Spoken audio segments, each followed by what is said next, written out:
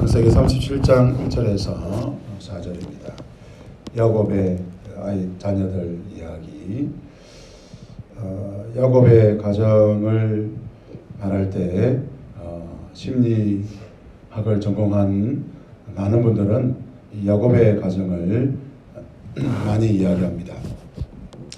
야곱의 가정은 역기능적 가정이고, 야곱은 성인 아이고, 야곱은 굉장히 문제가 많은, 또 야곱의 자녀들은 그 문제 많은 그 아버지 밑에서 자라서 또 문제가 많은 그런 이야기들을 하지요.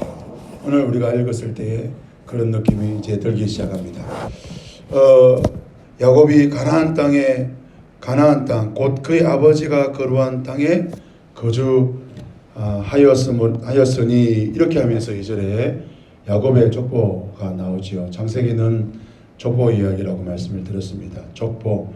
야곱의 족보가 나오면 야곱의 그 선대 이야기가 나오든지, 야곱을 중심으로 야곱의 그 아들들 이야기가 쭉 나와야 되는데, 야곱의 족보는 이러하니라 하면서 요셉 이야기가 나옵니다.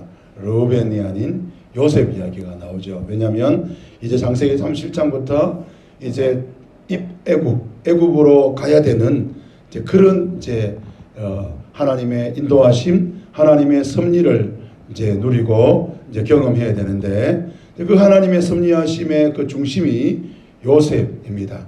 이 이야기의 저자는 요셉 이야기를 하는 것입니다.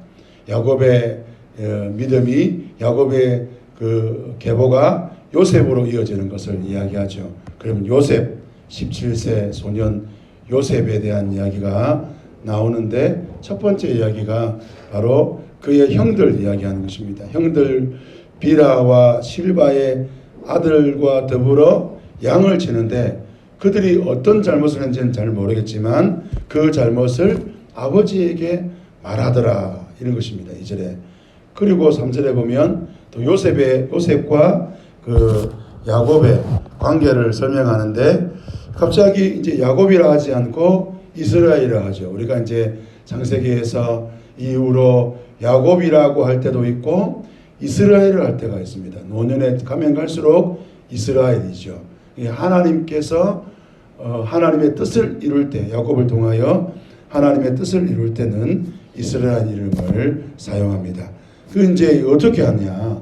그 이제 우리 3절의 한글 성경에는 노년에 얻은 아들인데, 원문으로 보면 그 노년에 자기를 봉사하는 아들, 그러니까 자기 곁에 있는 아들인 것입니다.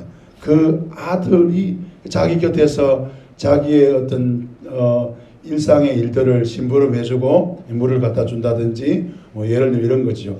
그런 것들 때문에 더 사랑하고, 채색옷이라 하지만은 아마도 좀 긴 옷, 그러니까 더 비싼 옷, 더 볼 때에 옷을 통해서 여러 가지 것들을 설명하고 있는 것이죠. 사랑하는 것. 그래서 이제 그 형들과의 관계가 불편하고, 그 형들이 요셉에게 편안하게 말할 수 없을 정도로 어려운 관계, 어려운 사이가 되었다. 시기하고 질투하고 이런 것이 시작되었다라고 말하는 것입니다.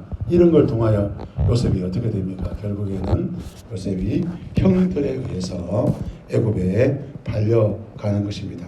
우리가 야곱의 이야기를 생각해 보면 이삭과 야곱의 관계, 그리고 라반과 야곱의 관계 속에서 우리는 무엇을 보았습니까? 참 인간적으로 볼 때에 부족하고 연약하고, 참 저렇게 하면 되겠느냐 싶은데, 그 과정을 통하여 야곱이 라반의 집에 가게 되고, 라반의 집에서 다시 가나안 땅으로 오는 이야기를 보게 됩니다. 지금 우리는 다시 이 관계가 요셉을 통하여 이루어지는 것을 보게 되죠. 요셉의 그 아버지와의 그 형들과의 이 관계 속에서 우리는 불편함을 보게 됩니다. 왜 이럴까? 요셉이 왜 이럴까? 철이 없어 그럴까? 우리는 17살 그러니까 철없다고 생각하지만, 고대 사회에서 17살은 충분한 나이입니다. 왜 철이 없을까? 이런저런 이야기들을 하게 되죠. 그런데 그 뒤에 계시는, 이제 그 장면 뒤에 계시는 하나님을 보면, 지금 하나님께서 요셉을 애굽으로 인도하시려고 그러는구나.